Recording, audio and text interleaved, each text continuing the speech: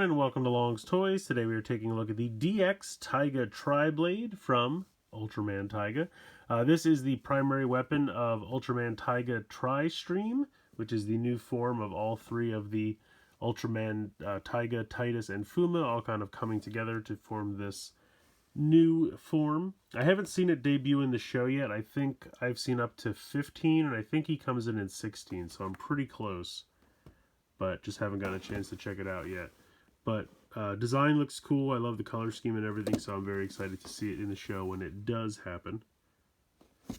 So if we swivel this around, it's kind of funny, they don't really give you directions in the packaging anymore. I mean, like Rider stuff still does, and Sentai stuff, but for some reason I'm noticing Ultraman stuff very much just kind of throw the directions on the back of the packaging now. It does need 2 AAA batteries, which you can see over here on the side. And this shows you where to put them in right here in the handle of the sword. We'll go through how it works, but basically it's a series of pushing the button on the bottom and spinning the disc type thing in the middle. And we'll just continue doing that for the different sounds. So we will check that out. And then obviously, apparently you don't hit people with it, even though it's a sword. So let's go ahead, let's get this guy out of the box, and we'll take a closer look. Alright, so here is the TriBlade. Design looks pretty cool. I like the hilt here. It kind of reminds me of like the Master Sword, like upside down. Back's pretty basic, but you can see the 3 different symbols for Taiga, Titus, and Fuma, which is pretty cool. This is where the AAA batteries go. You actually have to use a screwdriver. Unlike most Sentai and Rider stuff now, you just kind of push the pin down until you can slide this off, but this one actually does have to be unscrewed. Here's the speaker, here is the on and off switch, here is that kind of disc that you spin in the center here, trigger. This is some translucent orangish red plastic over here. This is where the LED is, but there's also LEDs pretty much the whole length of the blade. Everything down here is kind of inlaid plastic, but I think this blue here is metallic paint, which looks very nice. And then you have some design here in the handle as well. So it's a pretty cool little sword. Definitely tiny though. I mean, it's a typical Japanese roleplay sword. Blade is very stumpy, but not too bad. This thing up here really reminds me of, remember from Cybertron or Galaxy Force, whichever you prefer to call it, the Planet Keys or the Force Chips or whatever they were called. That's what this reminds me of. I don't know why. Like, I could just see this having the little thing on the end and plugging into the back of a transformer. Just the design there really reminds me of that. But we'll go ahead and we'll turn it on with the on and off switch.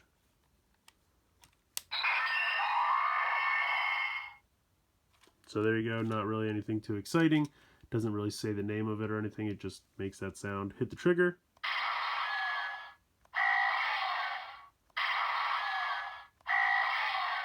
So it just alternates between those 2 sounds when you hit the trigger. Holding the trigger down doesn't do anything. Spinning this thing at this point doesn't do anything. But you'll notice there is a button down here. It kind of almost looks like you're supposed to turn this red part, but you're not. You just hit the gray button underneath. So I believe, again, I haven't seen the show yet, but what I believe how it works is he uses the Tri-Squad let, or bracelet, to summon the sword. And then I think they use the sword to transform. So if you hit the button 1 time,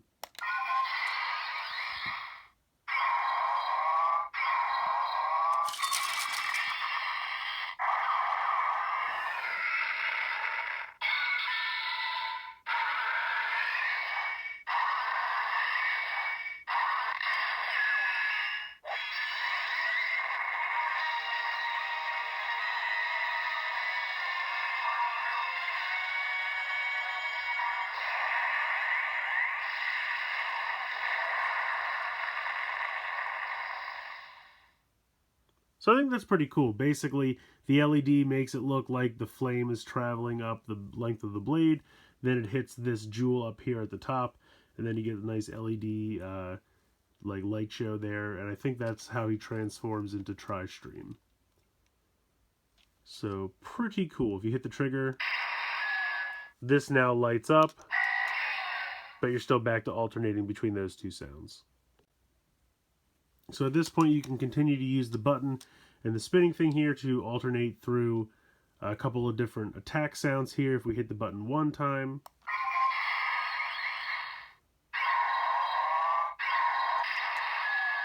And I just wanted to show you that if you hit the trigger before you spin this, it just kind of cancels out of it. But I just wanted to show that off. If you hit the button one time.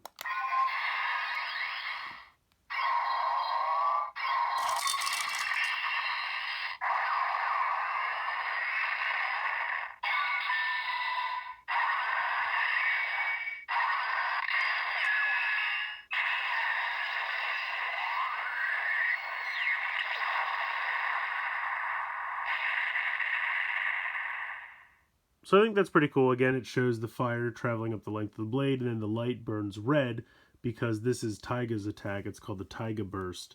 So one button gets you the red LED for the Taiga attack. Hit 2 times.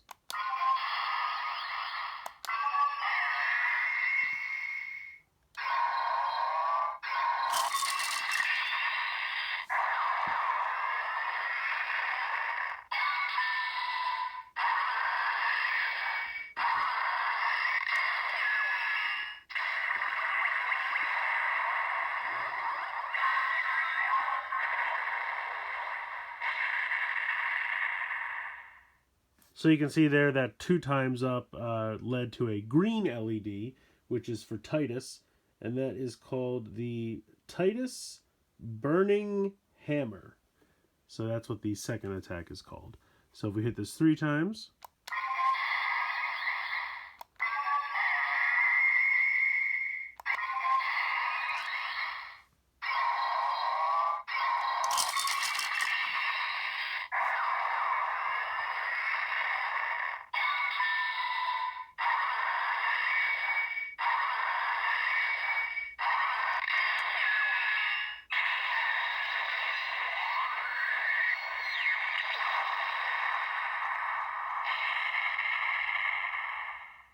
I don't know if I hit that, and maybe I didn't hit it fast enough because that was red again. Let's try this again.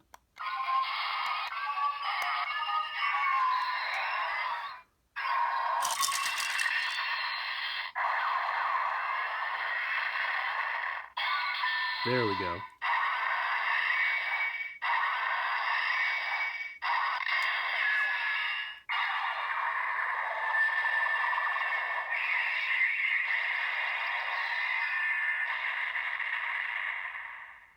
So you can see there it's supposed to go to a blue light, which is for Fuma, and that attack is called the Fuma Reikatsan.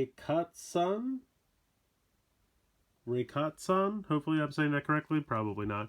But yeah, apparently I didn't hit the buttons fast enough because I think I hit it twice, and then I must have been too much of a gap, because when I hit it the 3rd time, it went back to 1, which is for Taiga. So, hey, that's something good to show you guys without intentionally meaning to show it to you, but it's good to know that if you want to get to that 3rd button, you got to hit those presses in fairly rapid succession.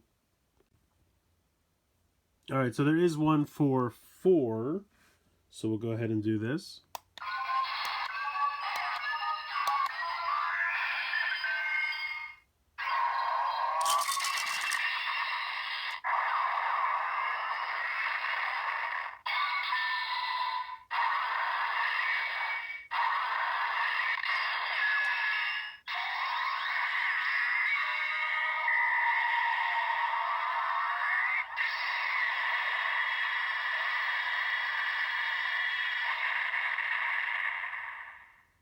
So that was the Tri-Stream Burst. Basically, that's all of them all together with 4 button presses. And you can see when it got to the top, it did kind of a strobing light instead of one solid color. So that's pretty cool.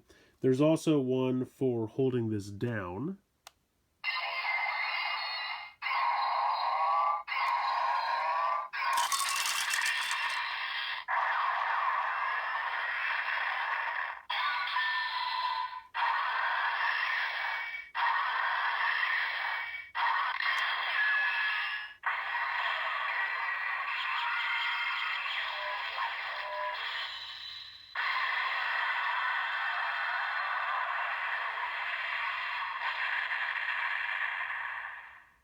So there you go. That is called, and I'm sure I'm going to butcher this, the Chosai Kyo Hisatsu Kokeki. So there you go. That is quite the mouthful as far as the attacks go, but pretty cool. Again, You're just back to alternating those two for the trigger.